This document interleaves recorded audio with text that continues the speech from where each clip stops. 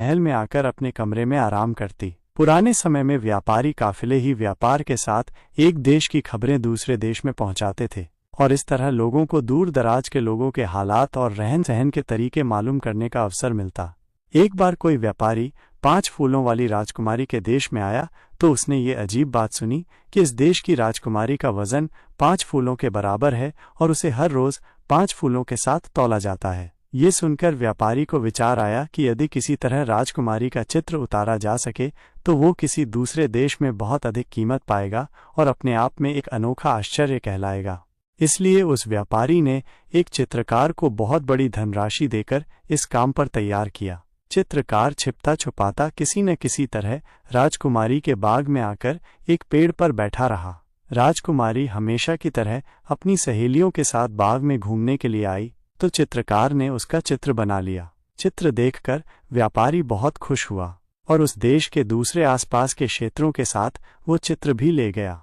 दूसरे दिन हमेशा की तरह सुबह ही सुबह मालिन फूल लेकर आई और राजकुमारी को सोने के तराजू में बिठाकर राजकुमारी का वजन किया तो 5 के बजाय पूरा टोकरी फूलों का तराजू के दूसरे पलड़े में चढ़ गया। मालिन ने तुरंत रानी और राजा को खबर की। वे दौड़े हुए आए। सारे महल में अफरा तफरी फैल गई।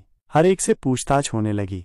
राजकुमारी और उसकी सहेलियों से भी जांच पड़ताल की गई, मगर उन बेचारियों को क्या खबर कि ये क्या घटना घट गई थी। पहरेदारों की मुसीबत आ गई। हर जिम्मेदार व्यक्ति पर सख्ती की गई, मगर किसी को कुछ पता न चल सका। गुप्तचर नियुक्त किए गए, मगर वे भी कोई सुराग लगाने में नाकाम रहे।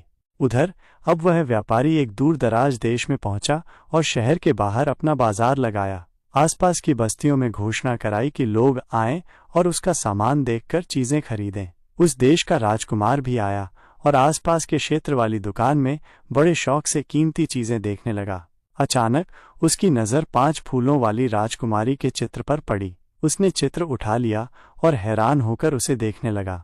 व्यापारी ने उसकी उत्सुकता को देखा तो उस चित्र की कहानी राजकुमार को सुना दी कि ये एक ऐसी राजकुमारी का चित्र है जिसे हर रोज 5 फूलों में तौला जाता है। राजकुमार ने वो चित्र मुंह मांगी कीमत देकर खरीद लिया और मन में प्रण किया कि वो उसी राजकुमारी से विवाह करेगा। फिर राजा से घूमने फिरने और शिकार का बहाना करके 5 फूलों वाली राजकुमारी को स्वयं देखने की इच्छा से चल पड़ा। दिन रात यात्रा करता कई महीनों के बाद वो 5 फूलों वाली के शहर में जा पहुंचा। अब राजकुमारी के महल और बाग की पहरेदारी और भी कड़ी कर दी गई थी। कोई पक्षी भी पर नहीं मार सकता था। राजकुमार ने हिम्मत की, मगर किसी तरह भी राजकुमारी के महल तक पहुंच नहीं सका। आखिर एक रात उसने एक बूढ़ी भिखारिन का रूप बदलकर